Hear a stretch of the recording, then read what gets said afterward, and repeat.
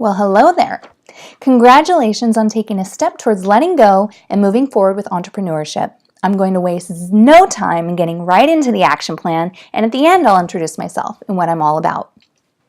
All right, the first step. It's about taking ownership and responsibility. This can be the most difficult step in conquering, yet it's going to be the most valuable in your life in all areas and aspects, especially moving forward. So when we take responsibility, we are getting out of victim mode. The why me?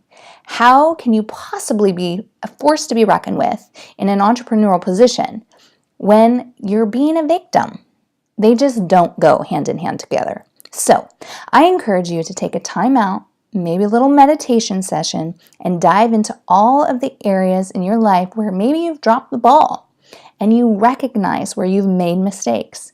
I know this is not something that is very exciting, but once you take responsibility and ownership of these shortcomings, you will find that you will immediately be putting yourself in a powerful CEO type of position. Trust me. All right, step 2. This might seem counterintuitive to the last one, but it's all about finding balance, right? We must be loving to ourselves.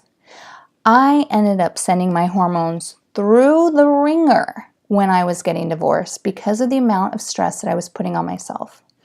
In fact, when I went to the doctor about a year after the whole thing started, I was told that I may never be able to bear children. And this is purely because I was not being loving to myself. Can you imagine? At the age of 30. Oh my gosh. Whew. Thankfully, I got that taken care of. But anyways, moving forward, I also believe that one of the parts of being loving to yourself is being able to forgive yourself. And that lesson, my friends, that took me 4 years to finally realize.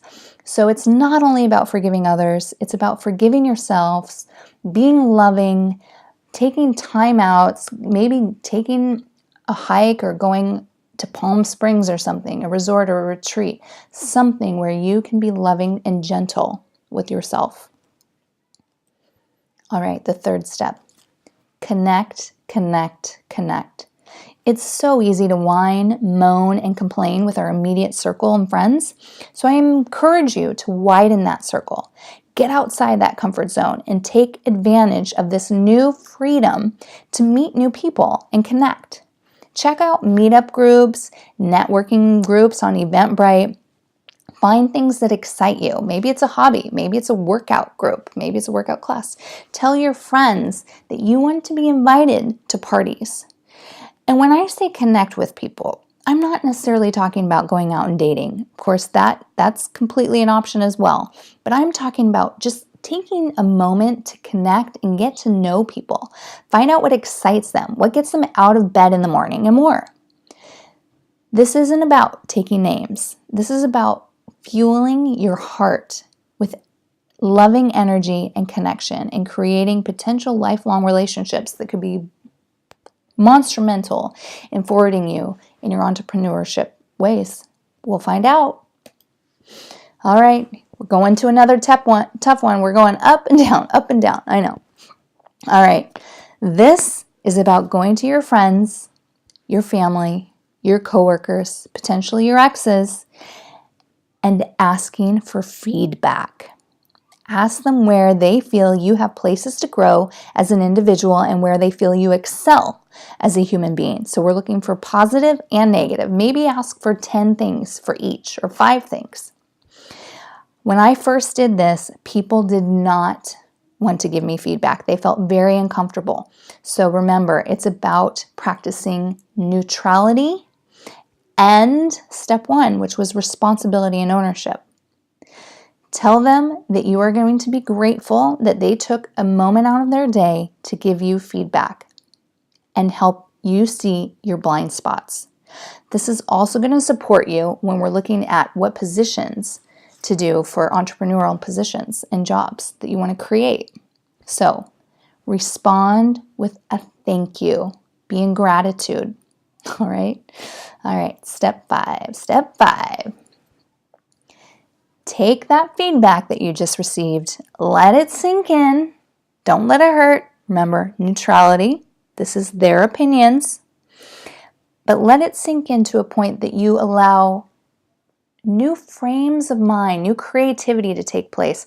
Let something surface, bubble up and surface so that you can see where you are valuable from this feedback and where you could support others. Being in a new position, being a consultant, it's all about finding where you can add value to others. And then also I'd like to include what excites you, your hobbies, what's going to get you out of bed in the morning, So take all of that, take these characteristics that you got, the negative, the good, the bad, and create from here your vision. What does the best vision of your day look like? Find out.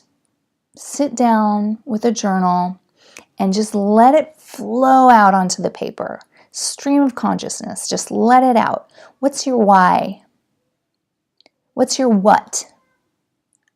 And then it's time to figure out your how. And this is where I can come into play. If you're ready, feel free to jump down, take the survey. Otherwise, let me tell you who I am. I am Bethany London. All right, so when I got divorced, or let's say started the process of getting divorced, because as you know, it takes a while, I felt like the world was being taken out from under me. I felt defeated. I felt like a failure, like I never wanted to get married again. I'm sure you've been there. And it does eventually go away. And that all sense of stability was thrown out the window. Couple this with a laundry list of victim mentality. Why me? Why did I source this? But this was for me the catalyst of when I dove into self-development. I spent tens of thousands of dollars and I got involved with multiple startups and started intuitive coaching and healing. And now is where I'd like to support others in accomplishing their goals. And unfortunately, in doing this, many times we've got to get into the nitty-gritty and clear out the old stuff so that we can open ourselves up to the new. And if you are interested in considering working with me as essentially a coach, an intuitive coach, and by intuitive, what I mean is I work with my clients first and foremost to support them in developing their own intuition. And on top of it, I meditate on my clients for 30 to 60 minutes before every session to get guidance in supporting them powerfully in moving forward and accomplishing their vision. If you're interested, please click the link below to take the next step with a survey. We'll talk to you soon.